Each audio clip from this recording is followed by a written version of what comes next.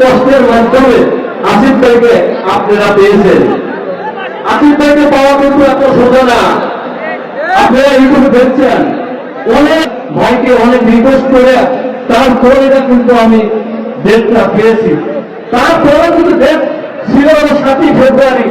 নির্বাচনের কারণে আমি 3 দিন আগে ডেটটা ভাইয়ের কাছ থেকে চেয়ে নিয়েছি। ভাই একদম বলছে যে না ভাই, আমার দিনও মাফেন রাতেও মাফেন, আমার কোনো ডেট ফাঁকা নাই, আমার পাওয়া ধরা বাদ আছে ভাইকে। এমন পরিস্থিতির মধ্যে আমি আমার এই কাজগুলো আপনাদের নিয়ে আসি, কিন্তু কষ্ট লাগে ভাই।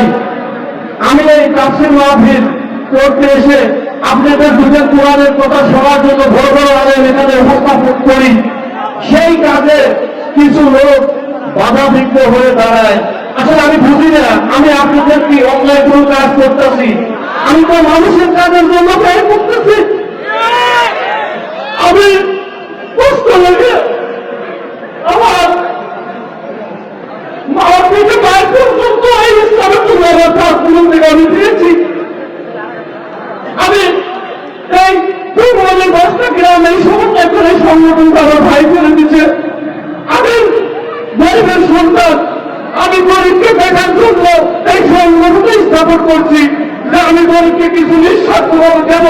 প্লাস আমি এই পূর্বদিকে আমি কোরআনের কথা শুনে জীবন ছেড়ে দেন, আমি ইসলামের পথে নিয়ে আসবো।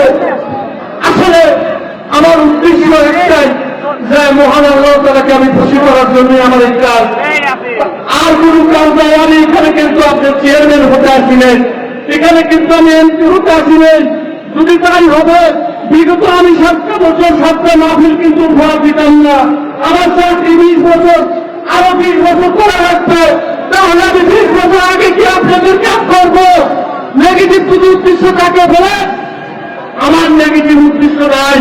আমি চাই এই দেশের জন্য, এই গ্রাম এলাকার জন্য, গরিব অসহায় মানুষের জন্য আমি কাজ করে যাব নিঃস্বার্থভাবে।